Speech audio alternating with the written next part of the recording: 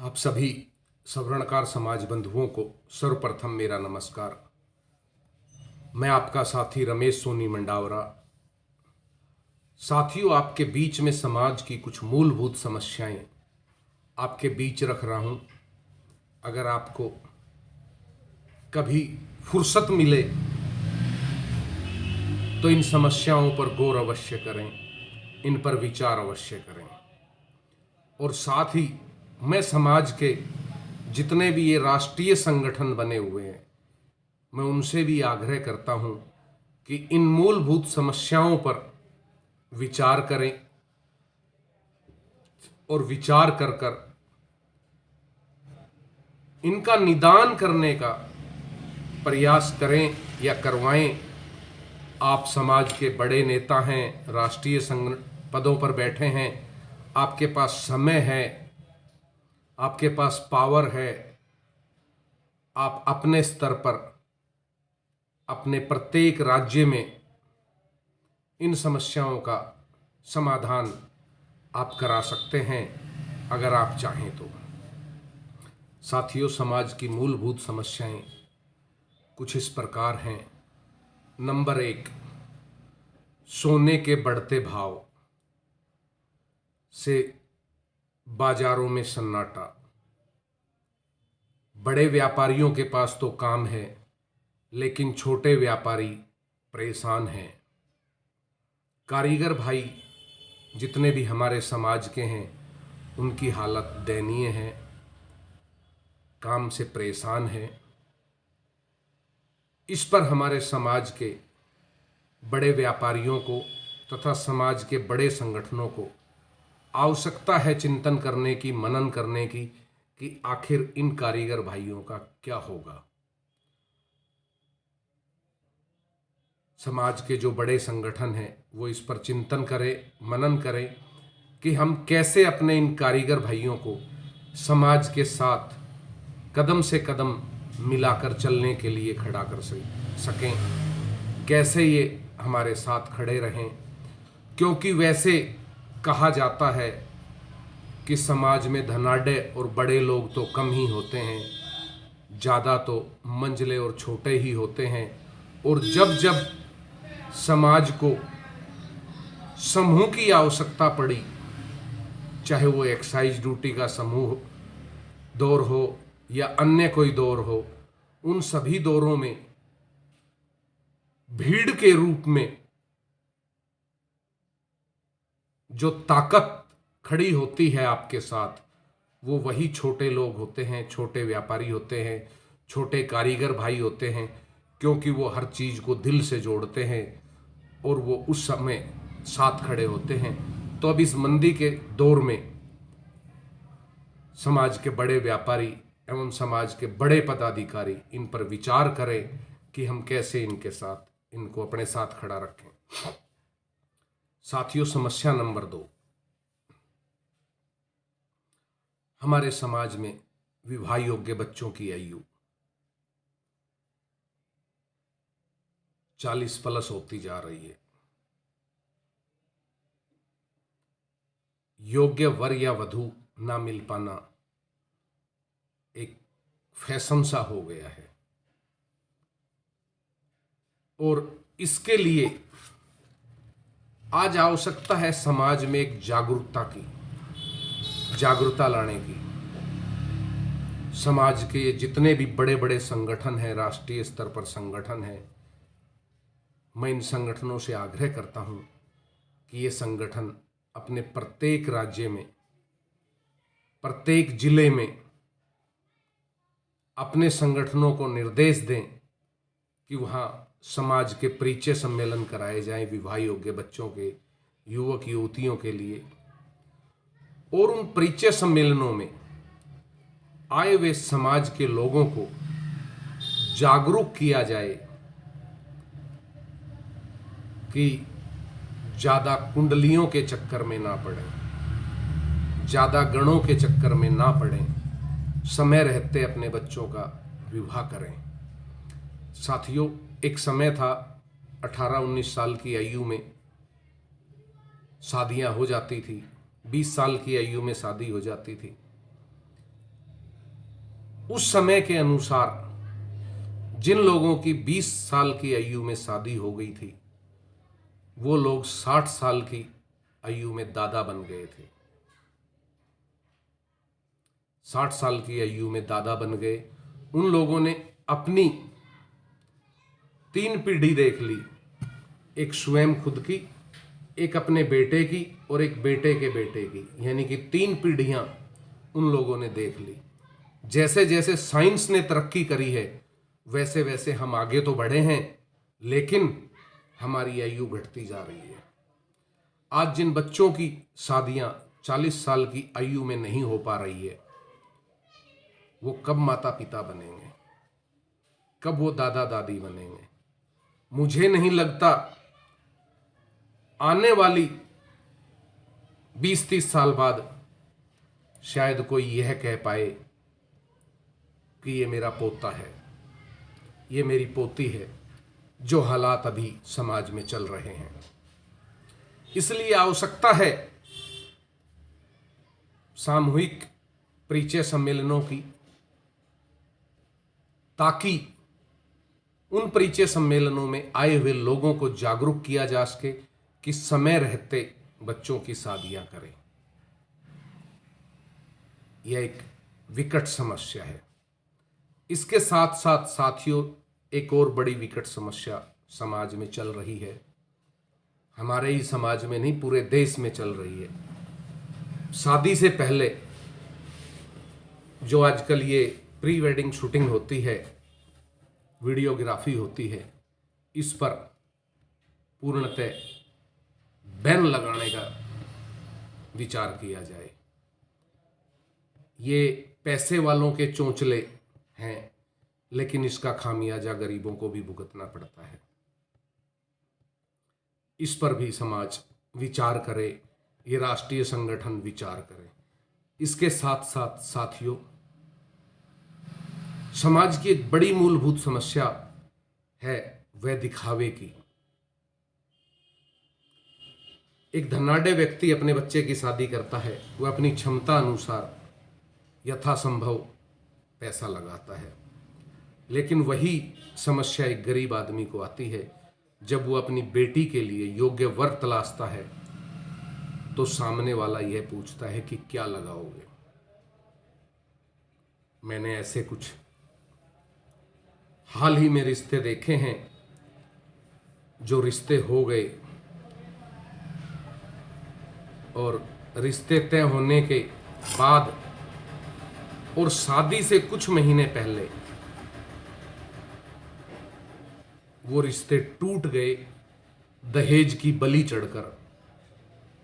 किसी को दहेज में बड़ी गाड़ी चाहिए थी, तो किसी को दहेज में मोटे पैसे चाहिए थे, तो किसी को दहेज में आए हुए अपने मेहमानों की मोटी मोटी मिलनियां चाहिए थी, नेक चाहिए थे। उन हालातों में वो रिश्ते टूट गए।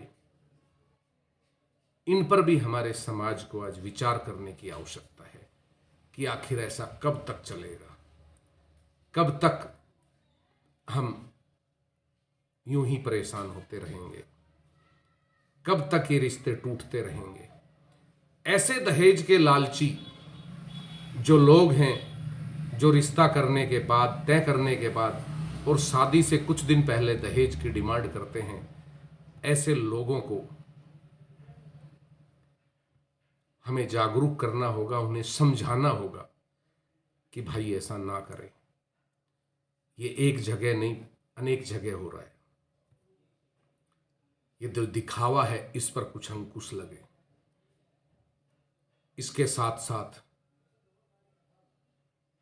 हमारे समाज में शिक्षा को लेकर एक कमी है। वह कमी अब आवश्यकता आ चुकी है पूरी करने की। साथियों, मैं शिक्षा का मतलब यहाँ पढ़ाई से नहीं कर रहा हूँ, मैं यहाँ शिक्षा का मतलब कर रहा हूँ, क्योंकि पढ़ने की तो कोई उम्र नहीं होती। मैं यहाँ शिक्षा की बात कर रहा हूँ कि जो हमारे समाज के युवा नौजवान पढ़ लिख कर अपनी पढ़ाई पूरी कर चुके हैं, लेकिन उन्हें योग्य कोई नौकरी नहीं मिल रही, कोई काम धंधा नहीं मिल रहा। ऐसे में हमारे समाज द्वारा, समाज के संगठनों द्वारा उन युवा बेरोजगारों के लिए प्रशिक्षण कैंपों का आयोजन करना चाहिए, यानी कि उन्हें रोजगार सिखाने के लिए प्रशिक्षण देना चाहिए, ताकि वह उन प्रशिक्षणों को लेकर अपना कोई भी छोटा मोटा रोजगार कर अपने पैरों पर खड़े हो सकते हैं।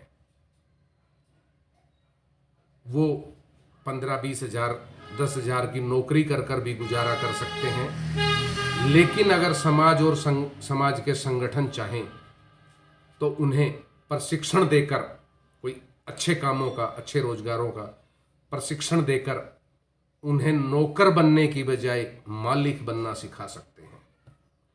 साथियों, समाज की ये मूलभूत समस्याएं हैं, इन पर विचार समाज और समाज के संगठन करें। इसके साथ ही अनेकों जगह देख रहे हैं, रिश्ता हो गया, शादी हो गई और शादी के कुछ दिनों बाद, कुछ महीनों बाद वो रिश्ते टूट रहे हैं। गलती किसकी है किसकी नहीं, मैं उस पर नहीं जा रहा, लेकिन सवाल है कि रिश्ते टूट रहे हैं। ऐसे में इन टूटते हुए रिश्तों को ना टूटने दिया जाए, उसके लिए भी काम किया जाए।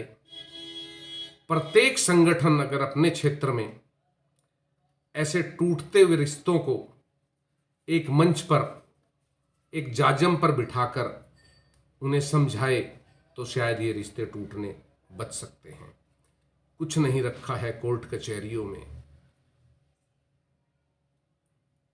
अगर समाज के बुद्धिजीवी लोग एक जाजम पर बैठकर दोनों पक्ष विपक्षों को बिठाकर अहंकार की लड़ाई, मूंछों के ताव को साइड में रखकर उनको समझाएं तो वो टूटते हुए घर टूटने से बच सकते हैं और वो घर दोबारा बस सकते हैं।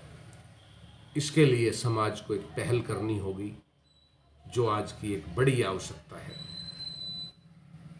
इसके साथ साथ ही साथियों, हमारे प्रत्येक शहर में, प्रत्येक जिले में, प्रत्येक तहसील में, प्रत्येक राज्य में संगठनों की बाढ़ आ रखी है। जिसे देखे वही संगठन बना लेता है और उनमें से कुछ एक संगठन हैं जो काम कर रहे हैं, बाकी संगठन कोई ऑक्सीजन पर है तो कोई वेंटिलेटर पर है, कोई कागजों में दम तोड़ रहा है तो कोई वेंटिलेटर पर दम तोड़ रहा है। ऐसे में बेहतर हो कि समाज के साथी इस मुहिम पर काम करे। एक समाज एक संगठन, एक शहर एक संगठन, एक संस्था एक प्रधान। अभी हाल ही में हरियाणा के भिवानी से बड़े भाई अशोक कुमार वर्मा जी ने एक मुहिम चलाई है हरियाणा भिवानी में, एक शहर एक संगठन एक प्रधान। 30 तारीख को वहां एक मीटिंग भी करने जा रहे हैं वो लोग। देखिए, हम तो माता रानी से प्रार्थना करते हैं कि माता रानी, हे कोटड़ी वाली माई, भाई अशोक की पुकार सुनना। एक संगठन एक शहर एक प्रधान वो बना पाए, ऐसा उनको माई आशीर्वाद देना। साथियों, जिस दिन एक संगठन एक शहर एक प्रधान होगा, उस दिन ये समाज आपस में मजबूत होगा, जुड़ता जाएगा और ये गली गली में संगठन खुलते रहे, बनते रहे और ऑक्सीजन पर जाते रहे और बंद होते रहे, तो उनसे संगठन मजबूत नहीं होगा समाज का। एक परिवार में 4 भाई हैं, चारों अलग अलग संगठनों में हैं, इससे समाज का भला नहीं हो रहा। एक परिवार में 4 भाई हैं और चारों एक ही संगठन में हों, तब समाज का भला होगा। इसलिए मैंने आज कुछ समाज की मूलभूत समस्याएं आपके सम्मुख रखी हैं। आपको अच्छी लगें तो आप इस वीडियो को शेयर करें और आप इस वीडियो को सुनने के बाद अपने विचार YouTube पर ही कमेंट बॉक्स में जरूर लिखें। मेरे ये विचार सुनकर अगर आप मुझे गाली भी देना चाहते हैं मुझे पागल कहना चाहते हैं, बेवकूफ़ कहना चाहते हैं, गाली देना चाहते हैं, आपका दिल कर रहा है तो कमेंट बॉक्स में ही दे, मुझे कोई दिक्कत नहीं है। और अगर आपको ये समस्याएं समाज की सही लगती हैं कि हमने सही समस्याएं उठाई हैं और इनका निदान राष्ट्रीय संगठनों को करना चाहिए, तो आप लोग इस आवाज़ को बल दें, अपने अपने यहाँ पर, अपने अपने शहरों में, अपने अपने ज़िलों में इन समस्याओं को उठाएं और संगठनों से पूछें कि इन समस्याओं का क्या हल करें और कैसे करें। साथियों, ये हल हमें और आपको ही बैठ के करना है, लेकिन होगा तब जब हम बोलेंगे, जब हम पूछेंगे।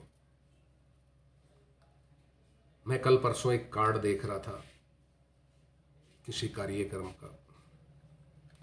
उस कार्ड में अनेक फोटोएं छपी हुई थी।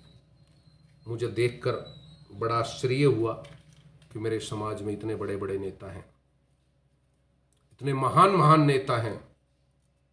देखकर बड़ा अजीब लगा। मैं उन नेताओं से भी कहना चाहता हूं, जो भी मेरे समाज के राष्ट्रीय संगठनों के पदों पर बैठे हैं,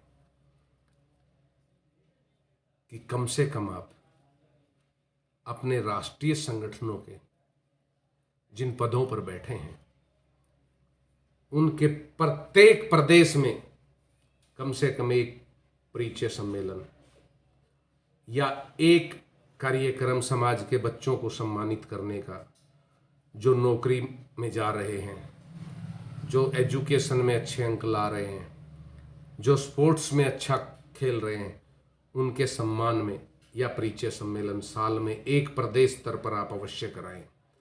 और साल में एक ही कार्यक्रम आप प्रत्येक अपनी जिले की कार्यकारिणी से आग्रह करें कि वो प्रत्येक जिले में एक कार्यक्रम करें। तब तो होगा कि आप राष्ट्रीय संगठन हैं, आपका संगठन जिलों में और राज्य स्तर पर काम कर रहा है।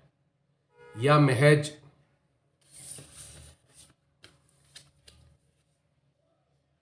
₹300 के 1000 विजिटिंग कार्ड छपवाकर बांटने से ही प्रधान बन जाते हैं और 5 अपने कार्यकाल में कुछ ना करें, ऐसे प्रधान अगर आपने बना रखे हैं तो आप उनसे भी कहिए कि कार्ड बहुत बांट लिए, अब कार्ड बांटने का समय नहीं, अब समाज के लिए काम करने का समय है। मैं राष्ट्रीय संगठन के तमाम अध्यक्षों को कहना चाहता हूं कि वो आगे बढ़ें और समाज में काम करने की एक नई पहल शुरू करें, जो आज तक उन लोगों ने किया ही नहीं। एक नई पहल करें। ये मंच, माला, साफे बहुत हो गए, अब थोड़ा बहुत काम कर लो यार। अब थोड़ा बहुत काम करो इस समाज के लिए। समाज के पदों पर बैठे हैं आप, थोड़ा बहुत काम करें। साथियों, मेरे विचार अच्छे लगे तो इस वीडियो को शेयर अवश्य करें। जय अजमेर जी महाराज।